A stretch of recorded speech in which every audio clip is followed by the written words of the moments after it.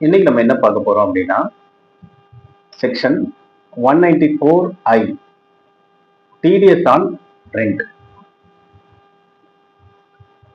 இதுக்கு யாருக்கெல்லாம் அப்ளிகபிள் அப்படின்னு பார்த்தீங்கன்னா individual, HUF, firm, company and trust. இதோட அமௌண்ட் லிமிட் 50,000 பர் மந்த்.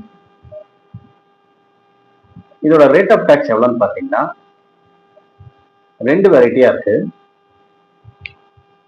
ரெண்டு வெரைட்டில ஃபர்ஸ்ட் வெரைட்டி என்னன்னு பார்த்தீங்கன்னா land and building, furniture and fittings, அதுக்கு 10% வரும்.